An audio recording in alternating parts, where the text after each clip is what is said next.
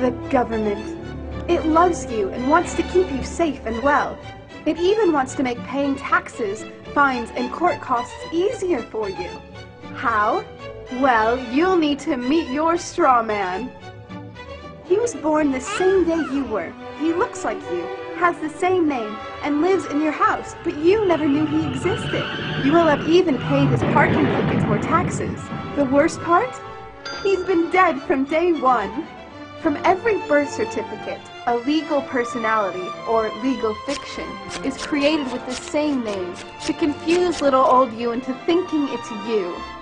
So, there's a human you and a paper you, or as it's commonly known, a straw man. So when it seems like government officials, court clerks, or the police are speaking English, they aren't. They're speaking legalese, designed to make you agree to verbal and written contracts without even knowing about it, all spun from Black's Law Dictionary. For example, when the police say, "Do you understand?" you'll say, "Yes." What they are really saying is, "Do you stand under our authority?" Oops-a-daisy, you just created a verbal contract with them. Oh, you clever government. Did you know that whenever you register something, you are handing over title to the person you register it with? That's right. Whenever you register something with the government, they assume it belongs to them. Registered your car? Super! Now you are the registered keeper of your vehicle, and the government can crush it when you don't pay your, straw man's taxes. Expecting a new bundle of joy? Well then you need to register your little darling with a birth certificate. Then they can start the process all over again and create a new straw man for your little one. Isn't that great? So when Junior grows up, he'll be able to generate revenue just like you have. When you notify on your baby by signing the birth certificate, your child becomes a ward of state. And if the government doesn't like what you're doing, they'll assume it's okay to take the child away or make new rules for things they don't like. Not enough school? Smacking your child? Shouting too loudly? Then it's off to social services for the little one. When you get a bill, it's sent to you, but belongs to your straw man, not you. That's why bills, fines, and summons start with Mr., Mrs., or Ms. Sometimes you'll see your surname in capitals, just like on a gravestone. That's because your straw man is dead, and just a silly piece of paper, created before you could comprehend or even consent to it. When you go to court, you represent your straw man. So you, the human, take on any costs, fees, taxes, and fines involved for the straw man. The human you doesn't even need to pay them. But you made a contract with the court by appearing on behalf of your legal personality or straw man, just like the government knew you would. Confused? Well, don't worry. The government doesn't want you to know anyway. If you knew, you'd stop paying things like council tax and parking tickets. Because when you go to court, you are representing your straw man. You are you, alive and made of flesh and blood. Your straw man, or legal personality, is a piece of paper created from your birth certificate. And you think it's you. What a silly Billy.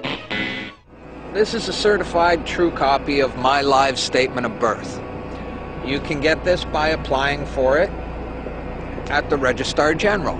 They'll give it to you. And it's very interesting because this is where it all began. This is the foundation document. All identification is generated from this document. And so if the foundation document is no good, anything that's made from it is no good. That means driver's licenses, health cards, everything.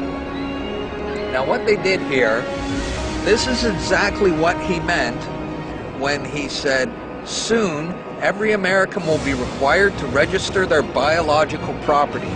Now your parents didn't realize what they were doing when they filled this out, and these didn't exist before 1933.